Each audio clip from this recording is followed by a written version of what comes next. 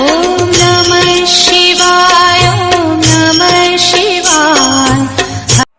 Hello అండి, welcome back to my channel. అందరూ ఎలా ఉన్నారు? నేను కూడా చాలా బాగున్నాను. ముందుగా అందరికీ మహాశివరాత్రి శుభాకాంక్షలు. మనకు 2025 ఫిబ్రవరి 26 బుధవారం మనకు మహాశివరాత్రి వస్తుంది. ఈ మహాశివరాత్రికి ఉన్న విశిష్టత ఏంటి, ఉపవాసం ఎలా చేయాలి, జాగరణ ఏ సమయంలో చేయాలి, మనం పూజ విధానం ఏంటి, నియమాలు ఏంటి, ఎన్ని జాములు ఉంటాయి, ఏ సమయంలో అభిషేకం చేస్తే మనకు పూర్తి ప్రతిఫలం, సంపూర్ణ ప్రతిఫలం దక్కుతాయి అనేది కూడా ఈ వీడియోలో మొత్తం చూద్దాం.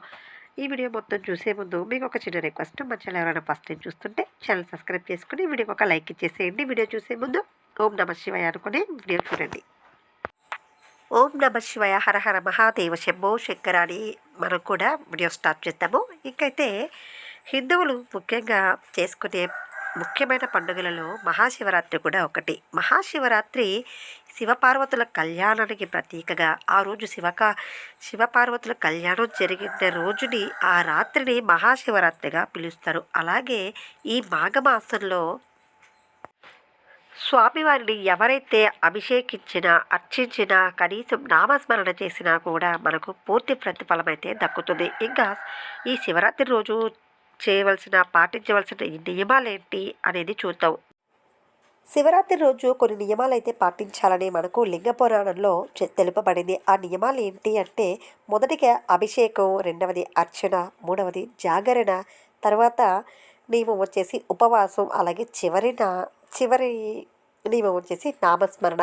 ఈ 5 నియమాలు ఎవరైతే చక్కగా ఆచరిస్తారో వారికి పుణ్యగతులు ప్రాప్తిస్తాయని మన పురాణాల ప్రకారం చెప్తున్నాయి. మొదటిగా అభిషేకం. ఎవరైతే ఈరోజు పరమశివుణ్ణి అలాగే శివలింగానికి కానీ అభిషేకిస్తారో వారికి జన్మజన్మల పాపాలు తొలగిపోవడమే కాకుండా వారికి అంతులేని పుణ్యం కూడా ప్రాప్తిస్తుంది. తర్వాత ఈ అభిషేకం వేటితో చేయాలి అనేది చాలామందికి ఉన్న డౌట్. ఏంటంటే, స్వామివారికి అభిషేకించడానికి ప్రతి ఒక్కటి కూడా మనం ఉపయోగించుకోవచ్చు. వాటిలో కొబ్బరి నీళ్ళు, అలాగే పంచామృతం అంటే పాలు, పెరుగు, తేనె, చక్కెర ఇవన్నీ వేసి స్వామివారికి అభిషేకించవచ్చు. వీటినే కాకుండా చెరుకు రసము, ద్రాక్ష రసము, కుదిరితే వేటితో కూడా స్వామివారికి అభిషేకించినా కూడా ఆ పరమేశ్వరుడు తృప్తి పడతాడు. అంటే పరమేశ్వరుడు బోళాశంకరుడు, అలాగే అభిషేక ప్రియుడు కాబట్టి స్వామివారికి ఈరోజు అభిషేకానికి ఉన్న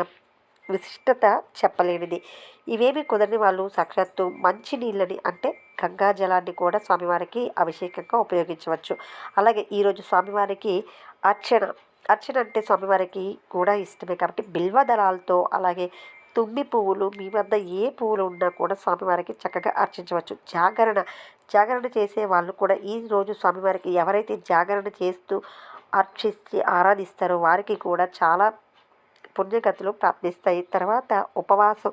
ఈరోజు స్వామివారికి ఉపవాసం అంటే స్వామివారికి దగ్గరగా ఉండడం అనే అర్థం. అంటే ఈరోజు స్వామివారికి ఉపవాసం చేసి జాగరణ చేస్తే ఇక వారికి ఉన్న పుణ్యం వేరే చెప్పలేము. కాబట్టి ఈరోజు స్వామివారికి ఇవన్నీ చేస్తూ చివరిగా నామస్మరణ. ఈరోజు ఇవన్నీ చేయని వాళ్ళు కనీసం చేస్తే చాలా మంచిది. కుదరని వాళ్ళు కనీసం నామస్మరణ చేసినా కూడా సరిపోతుంది. ఈ 5 నియమాలలో ఏ ఒక్కటి చేసినా కూడా ఆ పరమేశ్వరుని దయ మీ పైన ఖచ్చితంగా ఉంటుంది. కాబట్టి వీటిలో కుదిరితే ఏదైనా కూడా చేసి తరించండి.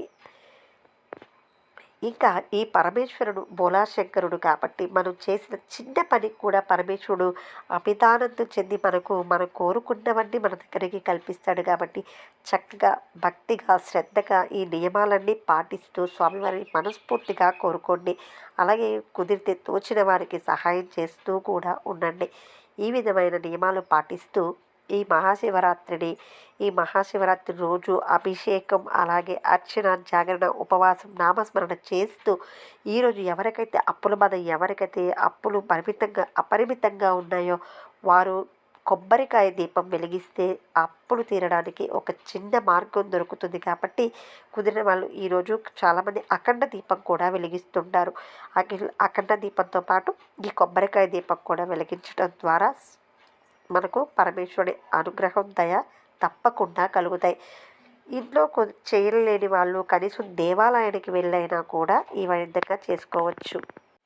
ఇవన్నీ చేయలేము అనుకున్న వాళ్ళు కనీసం లింగోద్భవ సమయంలో అంటే అర్ధరాత్రి 12 గంటల సమయంలో జాగరణ చేసి స్వామివారికి మీ ఇంట్లో లింగం ఉంటే అభిషేకించి ఈ విధంగా నమస్కరించుకొని, లింగం లేని వాళ్ళు, శివలింగం లేని వాళ్ళు కనీసం ఫోటో కన్నా నమస్కరించుకొని పైన చెప్పినట్లుగా చేసుకోవచ్చు. ఈ విధంగా ఎవరైతే పాటిస్తారో వాళ్ళకి శివానుగ్రహం తప్పకుండా కలుగుతుంది. శివుడాజ్ఞ లేనిదే చీమైనా కుట్టదంటారు కదా! అలాంటిది శివుని దయ ఉంటే ఏదైనా సాధించవచ్చు. కాబట్టి ప్రతి ఒక్కరు కూడా ఆచరించి చూడండి. మరొకసారి అందరికీ మహాశివరాత్రి శుభాకాంక్షలు. మీరు కూడా శివరాత్రిని ఈ శివరాత్రి పండుగని విశ్వానికే పండగ కాబట్టి ప్రతి ఒక్కరూ కూడా ఆచరించి చూడండి. మీకే ప్రతిఫలం తెలుస్తుంది. ఓం నమ శివాయ, హర హర మహాదేవ, శంభో శంకర అని మరొకసారి కూడా మనస్ఫూర్తిగా స్మరించుకోండి. ఈరోజు శివనామ స్మరణకు మించినది ఏదీ లేదు కాబట్టి ప్రతి ఒక్కరు కూడా అభిషేకాలు, అర్చనలు ఇవేమీ చేయకపోయినా మనస్ఫూర్తిగా చేసే పరిస్థితిలో ఉన్న వాళ్ళు తప్పకుండా చేయండి. చేయలేని వాళ్ళు, కుదరని వాళ్ళు కనీసం నామస్మరణైనా చేసుకొని ఈ 5 నియమాలలో 5వ నియమైనటువంటి నామస్మరణని ప్రత్యేకంగా గుర్తుపెట్టుకొని ఓం నమ శివాయ అనుకుంటారని మనస్ఫూర్తిగా అనుకుంటున్నాను.